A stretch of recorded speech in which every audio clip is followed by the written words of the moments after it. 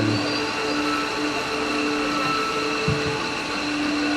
ആദ്യമായ എല്ലാ മഹത് വ്യക്തിത്വങ്ങൾക്കും ഒപ്പം തന്നെ ഈ പരിപാടിയിൽ പങ്കെടുക്കാൻ എത്തിയിരിക്കുന്ന എല്ലാവർക്കും നമ ബുദ്ധായ ഞാൻ അറിയിച്ചു കൊള്ളുകയാണ്. Today I feel very grateful to be able to participate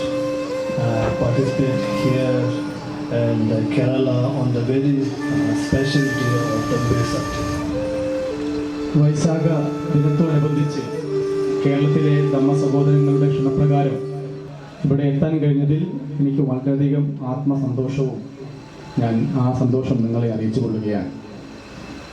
As we all know, this place is a very ancient and the sacred statue of the Lord Buddha, believed to be dated back to 19th centuries to 14th centuries.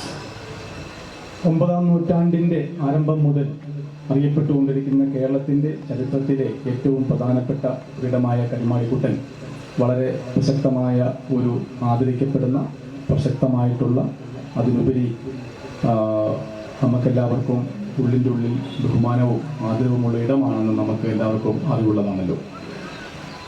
So in the present day and around the world, since the modern period is very, the people are very fantasized with the fancy design, with the lighting and very long height of statue and we are all fantasized with these type of statues.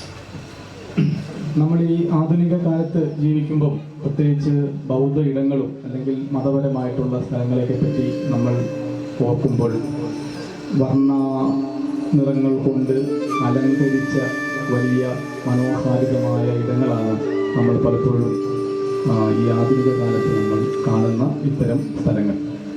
But this place is not as like lighting as in the modern days, but still, since it is a very ancient and very precious and it's very sacred, so I feel more peaceful and calm and blissful and sacred by visiting such an auspicious place.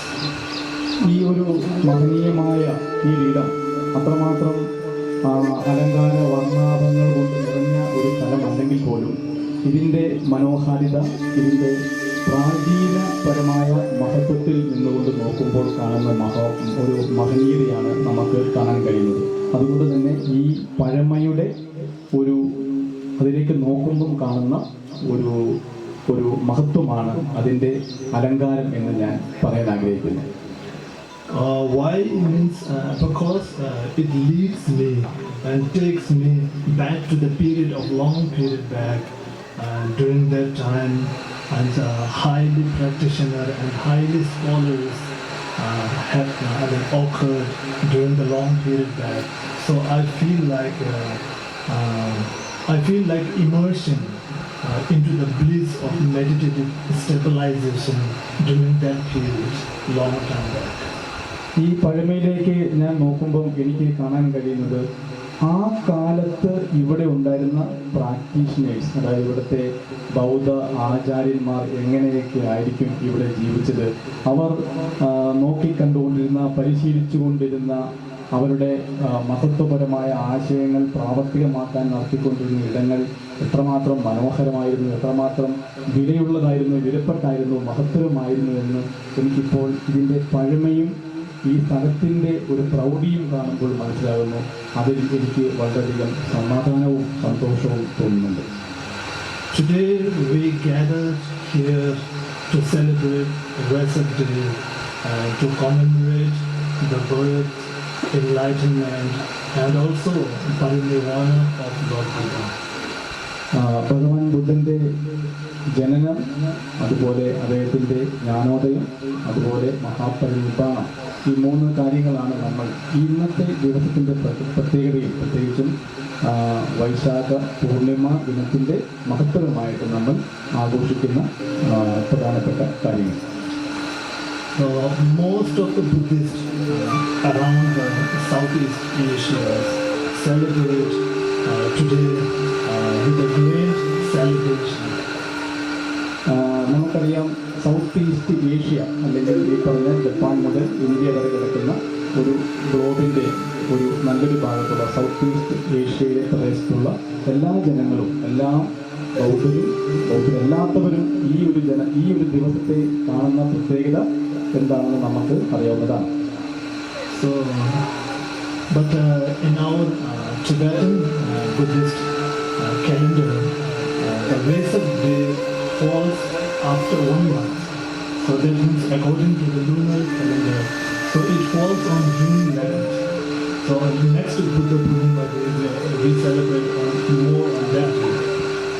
അപ്പോൾ നമുക്ക് Tibetan calendar പ്രകാരം, അതിൽ lunar കലണ്ടറിൻ്റെ മാതൃകയിലാണ് Tibetan ദിനങ്ങൾ നമ്മൾ ആഘോഷിക്കുന്നത്. ആ calendar പ്രകാരം അടുത്ത വരുന്ന മാസത്തിലാണ് യഥാർത്ഥത്തിൽ ബുദ്ധ പൂർണിമ ദിനമായി ടിബറ്റിൽ ആഘോഷിക്കുക.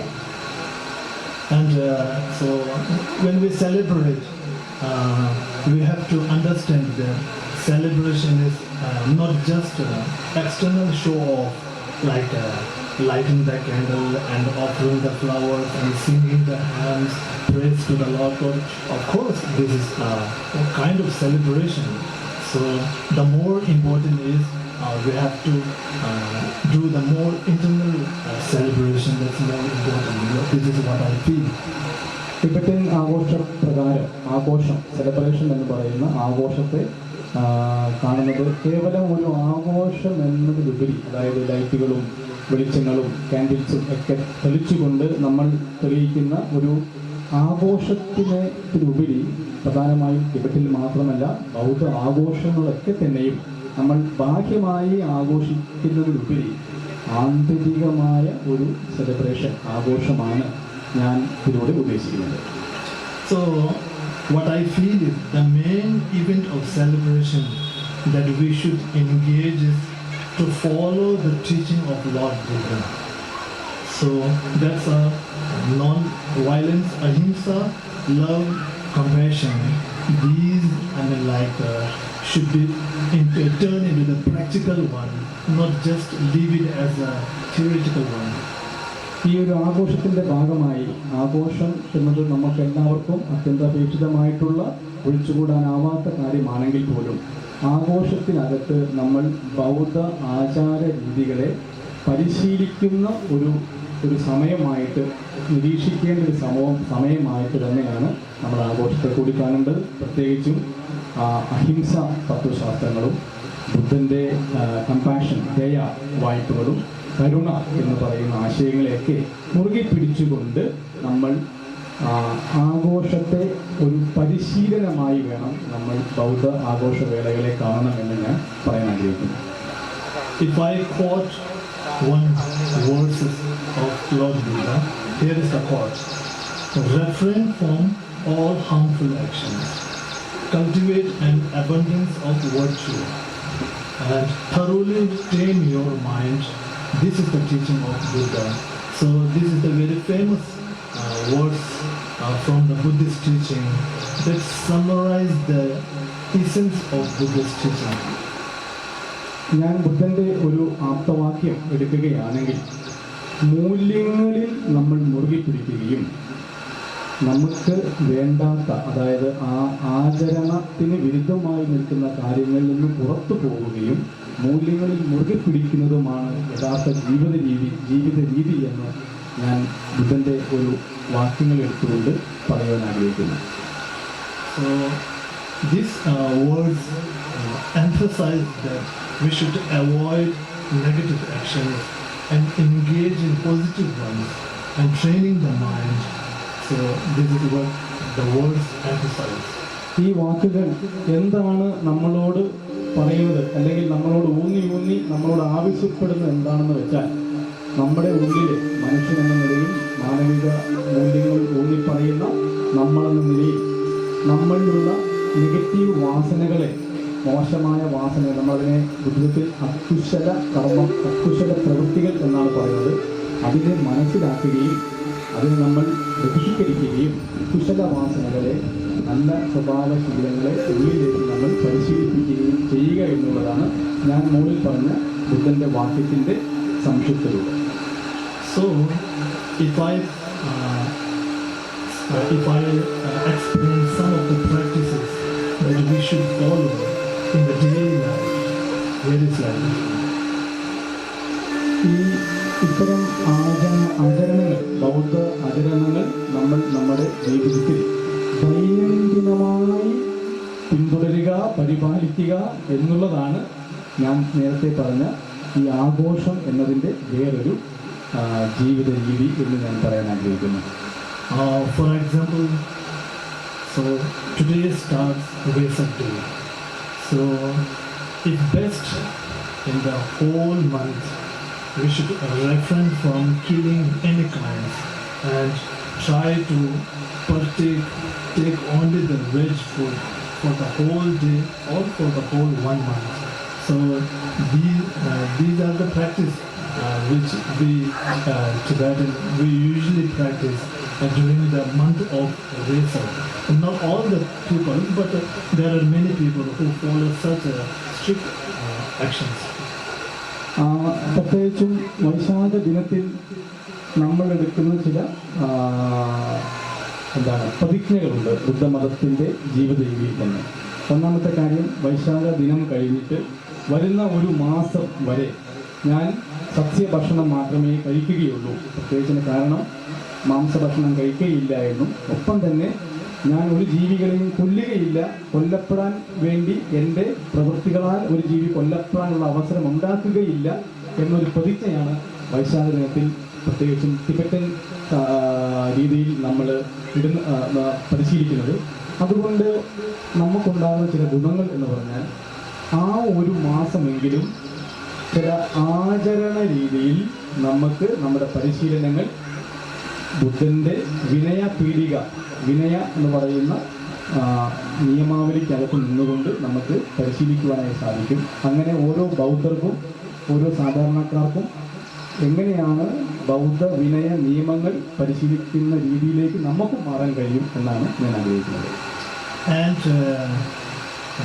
second practice we can follow is releasing the birds, insects, animals, like it's a live releasing. It's bought from the cage and releasing in the, like into the ocean and the air.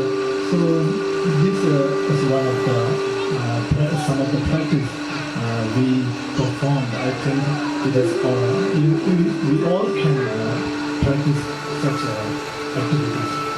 നമുക്ക് ഈ ഒരു സമയം തന്നെ ഈ ഒരു ജീവികളെയും കൊല്ലുകില്ല എന്ന് പറയുന്നതൊപ്പം തന്നെ നമുക്കറിയാം, നമ്മൾ വളർത്തുന്ന മൃഗങ്ങൾ, പക്ഷികൾ, അല്ലെങ്കിൽ നമ്മൾ സംരക്ഷിക്കുന്ന ചില അനിമലുകൾ അല്ലെങ്കിൽ അങ്ങനെയുള്ള മൃഗങ്ങളെയൊക്കെ നമുക്ക് റിലീസ് ചെയ്യാനൊക്കെ തുറന്നു വിടുകയും അതിൻ്റെ ആവാസ വ്യവസ്ഥയിൽ ജീവിക്കുവാൻ വേണ്ടി അനുവദിക്കുകയും ചെയ്യാം.